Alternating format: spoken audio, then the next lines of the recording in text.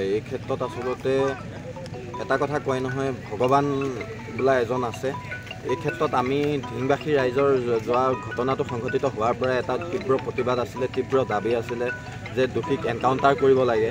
কিন্তু আৰক্ষীয়ে এনকাউণ্টাৰ নকৰিলেও তাৰ ফল আৰক্ষীৰ সন্মুখতে তেওঁ নিজে পানীত জঁপিয়াই যিধৰণে মৃত্যুবৰণ কৰিলে, ইয়াক লৈ ধিংবাসী ৰাইজ সুখী। আৰু সেই যি কণমানি নাবালিকাগৰাকী আছিলে তাই ন্যায়ৰ ক্ষেত্ৰত কিছু হ'লেও আমি সকাহ পোৱা যেন অনুভৱ কৰিছোঁ। কাৰণ এটা দীঘলীয়া প্ৰচেষ্টাত চৰকাৰী ধনৰ ভাত খুৱাই থকাতকৈ এই যিটো আজি সংঘটিত হ'ল ঘটনা যে পুৱাই এটা ভাল খবৰ ধিংবাসীৰ বাবে কিছু আশাৰ ৰেঙনি আহিছে ধিংবাসীৰ মাজত। আৰু এই অপৰাধীৰ ক্ষেত্ৰত যাতে কোনো ধৰণৰ কম্প্ৰমাইজ নহয়, বাকী থকা দুগৰাকীৰ ক্ষেত্ৰতো যাতে আৰক্ষীয়ে নহ'লে ভগৱানেও এনেকুৱা এটা দৃষ্টিৰে নিক্ষেপ কৰে, তাকে আমি কামনা কৰিছোঁ।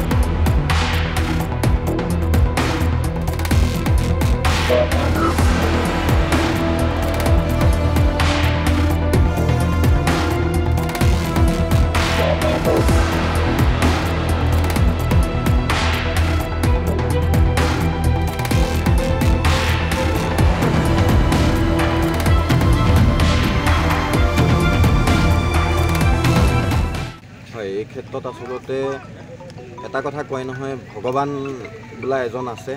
এই ক্ষেত্ৰত আমি ধিংবাসী ৰাইজৰ যোৱা ঘটনাটো সংঘটিত হোৱাৰ পৰা এটা তীব্ৰ প্ৰতিবাদ আছিলে, তীব্ৰ দাবী আছিলে যে দোষীক এনকাউণ্টাৰ কৰিব লাগে।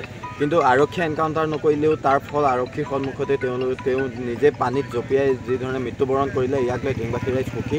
আৰু সেই যি কণমানি নাবালিকাগৰাকী আছিলে তাই ন্যায়ৰ ক্ষেত্ৰত কিছু হ'লেও আমি সকাহ পোৱা যেন অনুভৱ কৰিছোঁ। কাৰণ এটা দীঘলীয়া প্ৰচেষ্টাত চৰকাৰী ধনৰ ভাত খুৱাই থকাতকৈ এই যিটো আজি সংঘটিত হ'ল ঘটনা যে পুৱাই এটা ভাল খবৰ ধিংবাসীৰ বাবে কিছু আশাৰ ৰেঙনি আহিছে ধিংবাসীৰ মাজত। আৰু এই অপৰাধীৰ ক্ষেত্ৰত যাতে কোনো ধৰণৰ কম্প্ৰমাইজ নহয়, বাকী থকা দুগৰাকীৰ ক্ষেত্ৰতো যাতে আৰক্ষীয়ে নহ'লে ভগৱানেও এনেকুৱা এটা দৃষ্টিৰে নিক্ষেপ কৰে, তাকে আমি কামনা কৰিছোঁ। যিকোনো খবৰৰ বাবে যোগাযোগ কৰক 7099017330 অথবা 7099017990 নম্বৰত।